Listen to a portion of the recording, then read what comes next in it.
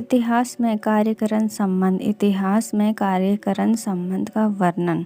परिभाषा। इतिहास में कार्यकरण संबंध उस प्रक्रिया को कहते हैं जिसमें किसी घटना के पीछे के कारण और उसके परिणाम को समझा जाता है। यह ऐतिहासिक अध्ययन का मूलभूत तत्व है जो हमें यह जानने में मदद करता है कि इतिहास कैसे घटित हुआ। कार्यकरण संबंध। इतिहास में कार्यकरण का अत्यंत संबंध है।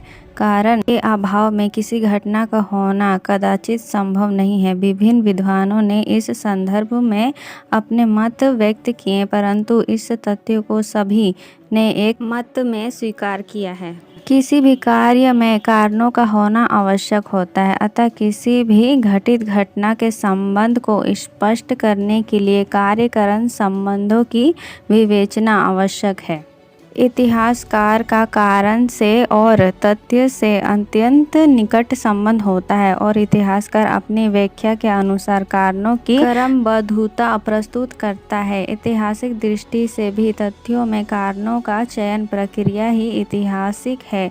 आधुनिक वैज्ञानिक इतिहासकारों के अनुसार कारणों का व्याख्या में कल्पना की भी महत्वपूर्ण भूमिका होनी चाहिए। कोचे एवं कलिंगवुड दोनों का मानना है कि कल्पना ऐतिहासिक ज्ञान का मूल स्रोत है। कारण व परिणाम। कारण में अंतर होने पर परिणाम में अंतर का होना भी स्वाभाविक है। कारण व परिणाम एक दूसरे के पूरक हैं। प्रोफेसर कार की भी मान्यता है कि अतीत की घटनाएं कतिपय कारणों का प्रतिफल होता है। विलियम जेम्स ने भी लिखा है कि इतिहास का निष्कर्ष प्राप्त करने के लिए कारण और परिणाम की खोज करता है। इतिहास का उद्देश्य। इतिहास का एक उद्देश्य अतीत को भविष्य की धरोहर बनाना भी है। वर्तमान दोनों के मध्य की काल्पनिक विभाजन रेखा कही जा सकती है।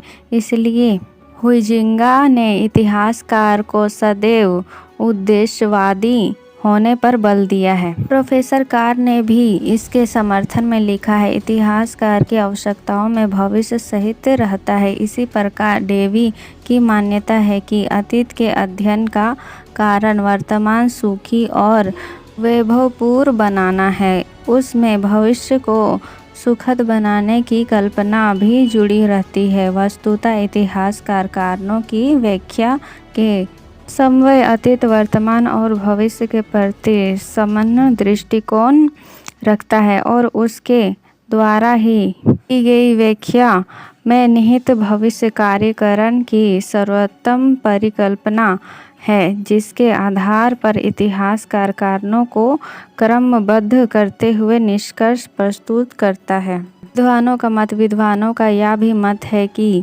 चूँकि कारणों की क्रमबद्धता में इतिहासकार विभिन्न मूल्यों को अपनी व्यक्तिगत रुचि के अनुसार प्रधानता प्रदान करता है और घटना के सभी पक्षों का सूक्ष्म अध्ययन करके निष्कर्ष निकालता है, अतः उसके निष्कर्ष में व्यक्तिगत दृष्टिकोण के प्रभाव का होना भी स्वाभाविक है।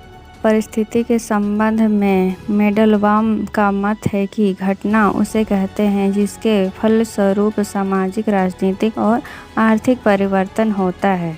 उनकी यह भी मान्यता है कि मुख्य घटना को कारण तथा अन्य को परिस्थिति की संज्ञा दी जाती है। जैसे प्रथम विश्व युद्ध में राजकुमार फर्डिनेंड की हत्या के अतिरिक्त और कारणों का भी योगदान था, इसी प्रकार राष्ट्रीय संघ की असफलता में अमेरिका का न होने के साथ साथ उसकी विभिन्न दुर्बलताओं ने महत्वपूर्ण भूमिका अदा की थी।